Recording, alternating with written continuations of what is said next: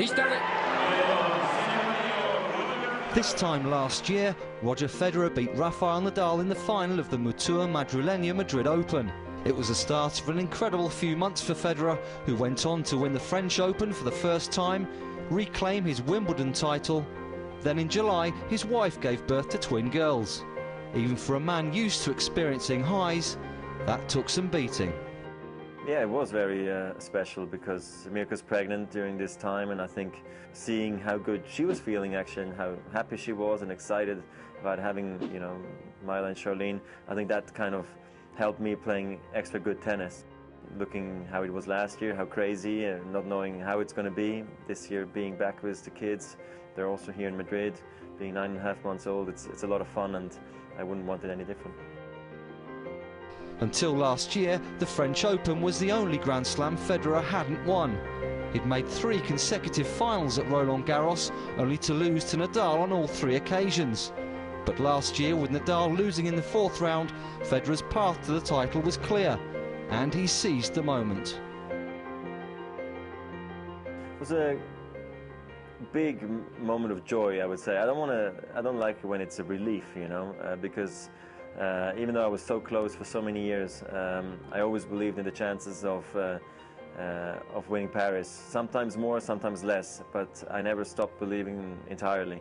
And I think that's what got me through. I think definitely this tournament here in Madrid last year helped me in a big way because I beat a lot of my rivals on the way to winning the title, like Soderling, Del Potro, and also Rafa, and 2 of the guys I played in Paris after that, and Soderling in the finals. So I think it's really important, this event for me right now, and then hopefully defend my title in Paris as well. In winning Wimbledon last year, Federer broke Pete Sampras's record of 15 Grand Slams. This summer, another Sampras record could be broken. If Federer is still top of the world rankings on June the 14th, he would have spent 287 weeks as the world #1, more than any other player.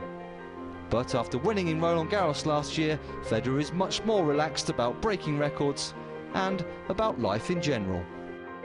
Well, I think it's nice going into press rooms and going into conversations sometimes and not having to always talk about, you know, a certain amount of records I have to beat or should beat to be considered maybe the greatest of all time. And into this whole debate, it was starting to get really tough on me. You can't only be driven about all those records, you have to try to perform. And when you walk into center court anywhere in the world, you just try to play a good match. You don't think about all the records that surround you, and they happen if you do play well, and that's what my goal is here starting in Madrid, and see where it goes. The majority of fans here in Madrid are praying for a rematch of last year's Nadal-Federer final.